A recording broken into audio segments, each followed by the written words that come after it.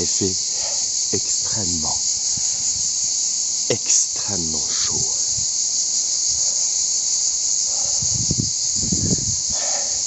Et quand je dis extrêmement chaud, j'entends par là des températures qui font fondre le diamant. C'est ça que je veux dire. Du coup, tout le monde a du mal à respirer, et moi aussi.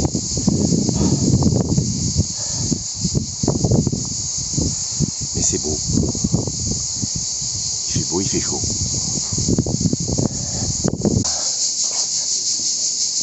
Il y a Antoine Carbone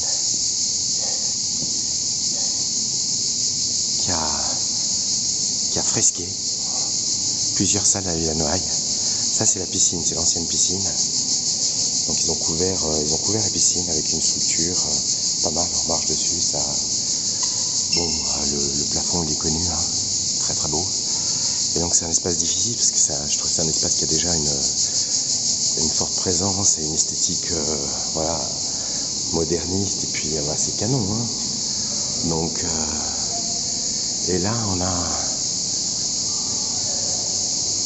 il y a Antoine qui a mis l'eau au-dessus de la piscine. Parce qu'il y avait l'eau dans la piscine.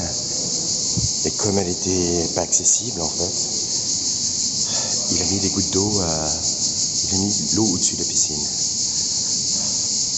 Avec une sorte de grandes larmes qui viennent de cet œil.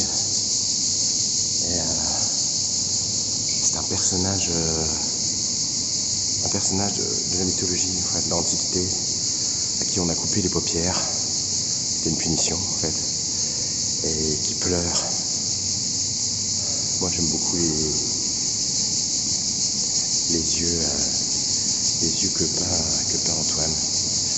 Il a récupéré aussi des motifs égyptiens, des motifs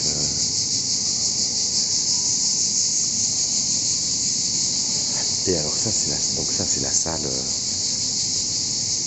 de la piscine. À côté il y en a une autre. Je crois que c'était la salle de musculation à l'époque des Noailles. Et alors là, pareil, il aurait pu tout recouvrir, même si c'était une erreur. Hein.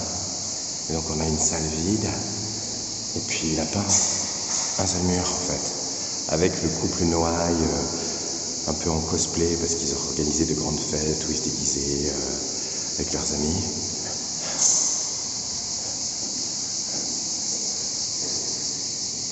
Là, on a des montagnes qui font penser. Là, c'est de la miniature persane. Là, c'est du Piero de la Francesca. Et ce qui m'amuse, c'est les Nike. Les Nike. Ça, c'est.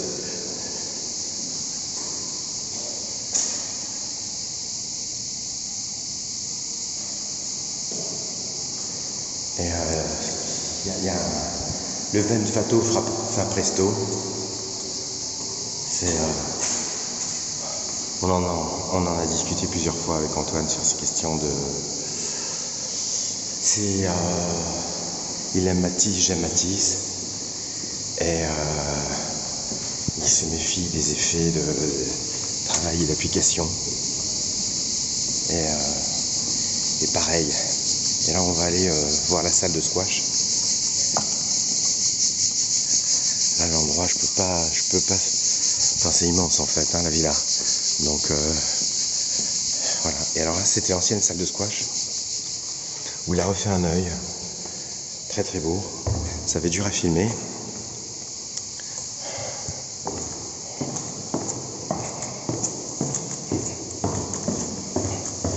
Et c'est l'œil. C'est Amon-Ra. C'est aussi. L'œil était dans la tombe. Et regardez qu'un. Enfin là, c'est moi qui brode. Hein, je sais pas si on lui demandera. Et ce qu'il y a de beau dans cet œil, c'est qu'il y a des organes en fait. Il y a un cœur, des os, un cerveau. Voilà, sur le côté, il y a des sortes de piliers égyptisants. Est-ce que ça se dit égyptisant? Je ne sais pas si ça se dit. Là, il m'a dit que c'était une déesse protectrice au-dessus. Et alors, ce que je trouve très réussi, bon, les yeux là, j'adore. mais c'est comme il a géré la sortie du squash, quoi. Là, c'est encore la déesse protectrice, on se met dessous. Et puis,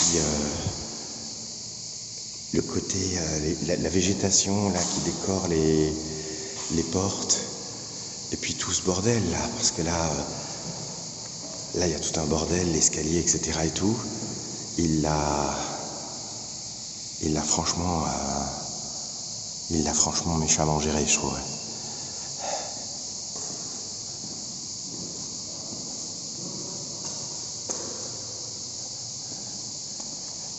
Une fleur œil. Vous n'imaginez pas la chaleur. Là, c'est le plafond, la salle de squash. Et en fait, on le traverse la nuit. Il y a une bande de 20 cm de métal sur laquelle on peut marcher. C'est plus simple, sinon il faut beaucoup marcher pour changer de zone dans la villa. Je devrais pas le dire qu'en fait on passe par le toit de la salle de squash.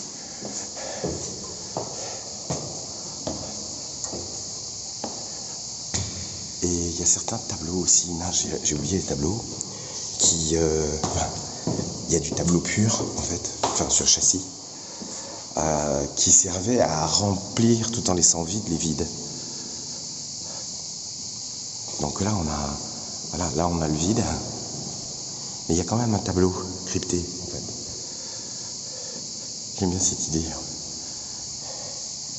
de quand même mettre de la peinture sur châssis, de la peinture objet, dans un ensemble de fresques, mais caché, qui dit je suis toujours là.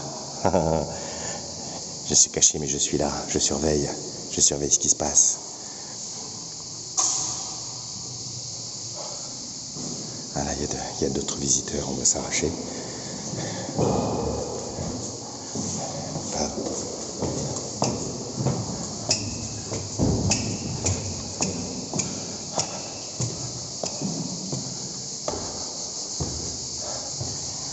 J'adore. Il y a l'humour. On reparlait de ça, mais en fait, oui, c'est très dur de se détendre le vernissage. Je trouve que c'est même impossible de réfléchir. C'est comme s'il y avait un voile d'information. Quand on regarde quelqu'un, on le regarde pas vraiment en fait. On regarde qu'est-ce qu'il veut nous dire. On a oublié qui c'était. Enfin, c'est une sorte d'enfer. Mais en même temps, c'est quand même aussi une joie. Et ça doit être une joie. Donc voilà, on y va. Et on y va. Mais moi, là, j'étais très content parce qu'il y a ma famille qui est venue et tout ça. Ça fait un peu des points de repère, tu vois.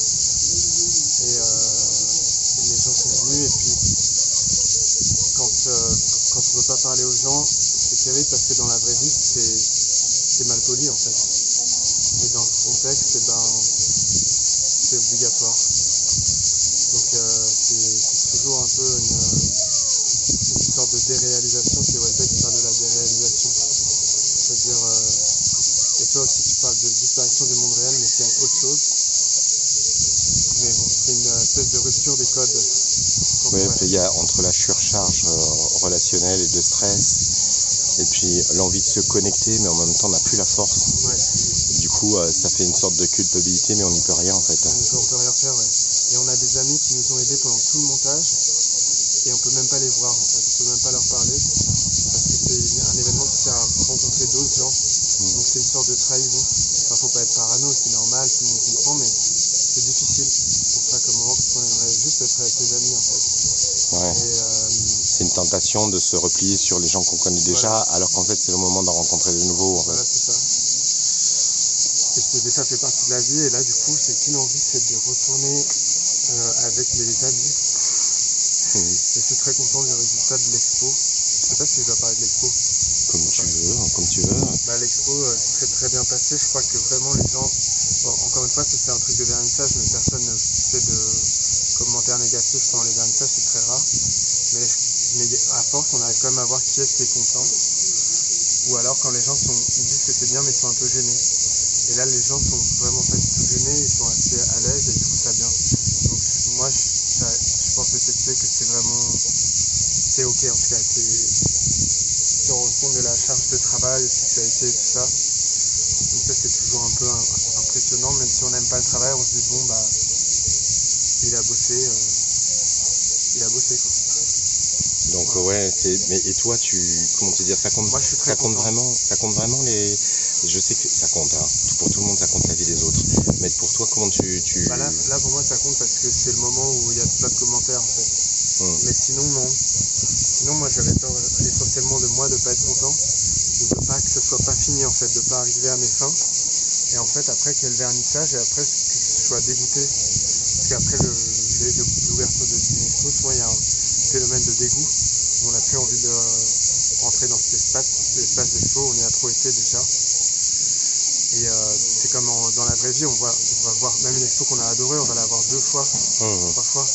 Mais une expo normale, on va la voir qu'une seule fois. Ou 0 fois. La plupart des expos, on les voit 0 fois. Et du coup, là, le phénomène de dégoût, ça aurait fait que je n'aurais pas continué ce travail en fait. Il n'avait pas été fini. Et là, il est fini. Donc, je suis super content.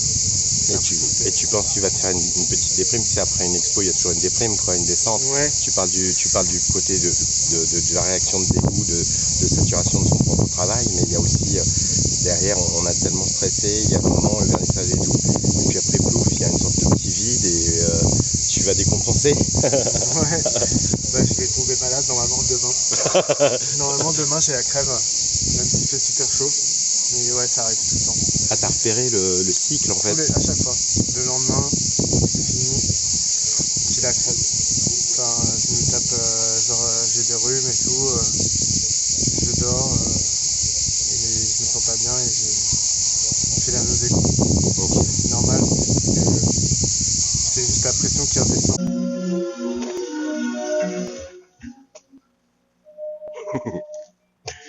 Ah putain, c'est bien là. On est pas mal. Ah putain, on est bien. On est vraiment bien là. Ouais. Il y a ton truc, c'est quoi le parc là? On était Tu vois, fatigués. regarde, C'est Magic World.